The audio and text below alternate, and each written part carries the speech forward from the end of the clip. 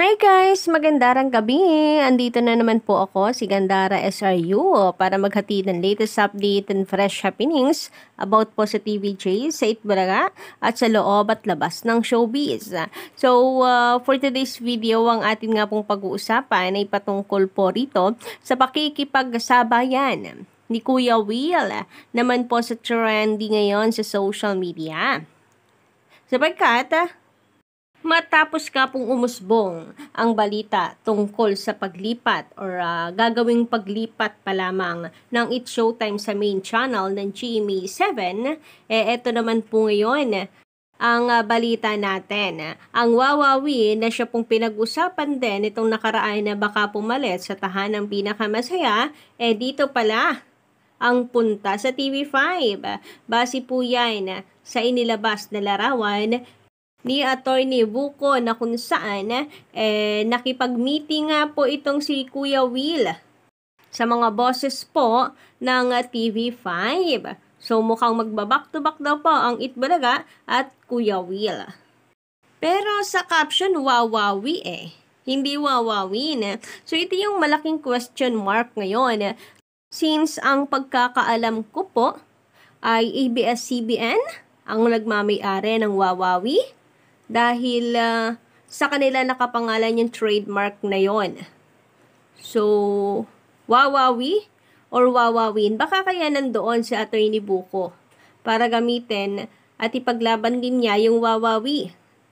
Anyway, bago po tayo magpatuloy kadarikad, sa mga hindi pa po nakaka-subscribe sa aking channel, pindutin niyo lang po yung subscribe button na nandyan sa baba at pakidamay na rin po ng notification bell para kayo maging updated at una sa nilalabas nating mga chika. So, side update nga po muna tayo tungkol dito sa pang-edit ni Lance Salvacion at pagbabalita na nasusunog daw po kasalukuyan ang TV5, ang studio ng TV5. Diba, hindi po nakakatuwang biro. Kung hindi po nila papatayin ng TVJ sa kanilang balita, sunog naman ang gusto po nilang mangyari. Sabi nga po sa komento ni Sir Joey Boy Stevens, ako, shoutout po sa inyo, na miss ko yung mga komento ninyo, mga scholar ko ng Gandara SRU University. Charis. Sana demanda ni MVP yan. Yung gumawa niya na para mabigyan ng leksyon. Kasi hindi po talaga nakakatuwa. And sana nga raw makarating po ito sa TVJ and kay MVP. Kaya ito po, binabalita natin kadarikads bilang request ng atin pong mga commentors na sana makarating ito sa TVJ upang mabigyan daw po ng aksyon. Samantala, narito naman ang mga dapat po nating abangan kadarikads sa Lenten Special dahil mukhang sa BTS ay nakakaiyak po at magandang eksena ng Love Thy Neighbor nila Maine Mendoza, Raisa May Dizon, Kuya Wally, and Tito Sen. Dahil dito nga po makikita niyo seryoso at naiiyak si Raisa and Maine Mendoza. Malapit na rin naman guys. Simula March 25, mapapanood na ang Lenten Special ng TVJ. Samantala, narito nga po ang post ni Attorney Buko. So tulad ng sabi ko po sa inyo, Wawawi ang kanyang inilagay sa caption at hindi po wawawin. So, Wawawi sa TV5. Verified account po ito ni Attorney Buko, ang lawyer po ng TVJ kadarikats. So, since kasama po ang mga boss ng TV5, ay for sure mapapanood sa TV5 ang programa ni Kuya Will. And since ang verified account naman po or ginagamit po ni Kuya Will na account sa social media ay Wawawin, baka Wawawin. Pero bakit Wawawi? And kasama po si Attorney Buko. Di kayo ipaglalaban ni Kuya Will ang Wawawi kasi sa trademark nakalagay po doon ay ABS-CBN. Ang nakapangalan po kay Kuya Will ay ang Wawawin. Anyway, sa kumpirmasyon naman po ni Kuya Will gamit po ang social media account na verified ng Wawawin ay sabi dito, totoo ang balita, babalik na ang Wawawin. So hashtag Wawawin, meaning Wawawin po ang mapapanood kada records, no? Dito po sa TV5. Nakakatuwa, no? Kasi sabi nga ni Tita Sen, ang TV5 home of a public service na talaga. Nandyan po ang programa ni Senator Ravi Tulfo, ang Wanted sa radyo, and magkakaroon pa po ng kapatid mo, Idol Ravi Tulfo. Then, eto po, Wawawin at TVJ na kung saan, talagang puro public service po ang kanilang ginagawa. Kung ang GMA, home of a documentary, kasi doon sila mahusay, ang TV5 naman, home of public service. Anyway, pinost din po nila 3 hours ago, breaking news, mga big boss ng TV5 at si Kuya Willie Revillame, nagkita. Jane Basas, President of MediaQuest and Signal TV, Guido Savaliero, President of TV5, John Andal, CFO of MediaQuest, and Attorney Buko of Divina Law. Hashtag Wawawin. Namantala natin naman po ang lumabas na article about dito. Matindi ang pagbabalik telebisyon ni Willie Revillame dahil kabak-to-back umano nito sa TV5 ang iconic trio na sina Tito Soto, Vic Soto, and Joey De Leon. Ayon sa mga source ng Abante, second week ng April, pipirma ng contract si Willie sa Kapatid Network. Nagkasundo na raw ang TV5 at si Will na i-co-produce ang show niya na 2:30 p.m. to 4 p.m. ang magiging time slot. Nitong Biyernes ay nakipag-meeting si Willie kina Jane Basas, President ng MediaQuest and Signal TV, Guido Savaliero, President ng TV5, John Andal, CFO ng MediaQuest, at Shena Olaso, VP for Channel and Content ng Signal.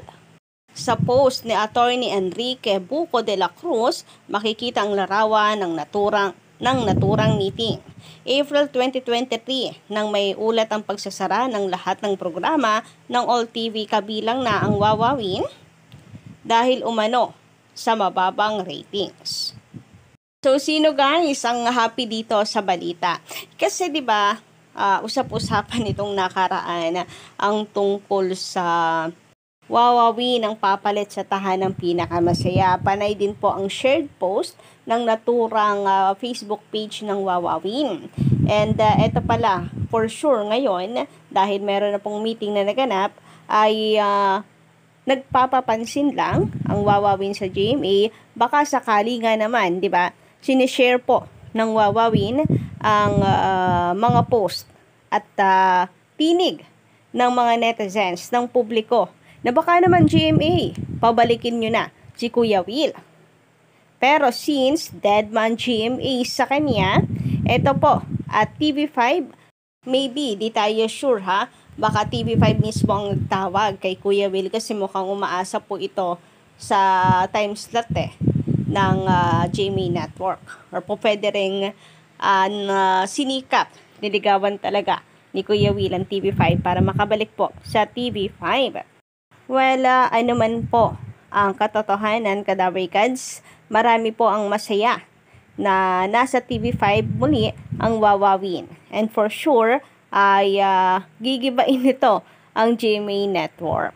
Kasi marami din kasi ang fans talaga ng Wawawin, to be honest. Samantala, sabi naman ng ating pong subscriber and commenter na si Miss Rosalyn Rojas, magandang gabi, haha. Huwag assuming na magiging number 1 sila sa GMA. Siguro sa first day dahil curious ang tao, but Itbulaga is stable. May noontime show bang umabot ng 40 years? Kalaban? Meaning sila ang number 1. Be sure stable ang ratings, hindi yung 4 wins lang, 100 plus ang losses, compare sa Itbulaga. Big check po tayo dyan, Miss Rosaline. Yung tipong Ay, 4 na araw sunod-sunod na panalo Number 1 yung time show na agad. Kung i-compare naman po natin ang win and losses, mukhang nakachamba or mukhang nakachamba lang naman. Anyway, sabi naman ni Sir Manuel Ponce sa kanyang komento, Miss Gandara, pati yung bagong studio mukhang haka-haka at fake news din. Fake news din. Yun na lang ang hinihintay ng mga legit Derby Cats. Sa bagong studio, ano po ba? Yung tinutukoy ng mga tape defenders. Nako, talagang fake news po yun. Pero, ito pong sa TVG, sa TV5, mukha namang legit. Abang na lang po tayo. At the end of the day, kinakailangan din talaga mag-upgrade po ng studio ng TV5. Mag-upgrade ng studio, ang TVJ rather. Sabi nga 'di ba ni Bossing, for humble beginnings. So kung kaya na ng production, why not? 'Di ba Kadawi Cats? Sino ba namang aayawa sa mas maganda at mas malaki pong studio, 'di ba? Mula naman sa komento ni Sir Lips for Fernandez, kung mabash kayo, kasalanan nyo yan, Charis. Alam nyo may issue, tinanggap nyo pa. O nga, no? Bakit nga sila magagalit kung meron pong bashers? Ginusto nila yan, di ba, Kadawi Cats? Or bakit sila mapipikon? Di ba, sa first day pa lang naman nila, alam na po nila na talaga matindi ang galit ng taong bayan sa Tape Inc. Dahil nga sa issue nila ng TVJ. Pero, wala. Lunok laway po sila, lunok pride, para po sa trabaho. So, dapat tanggap din nila na ganito talaga ang mangyayari at kanila pong dadatnan. Anyway, yun lang po guys ang ating update sa gabing ito. Don't forget to click the subscribe button and notification bell for more updates.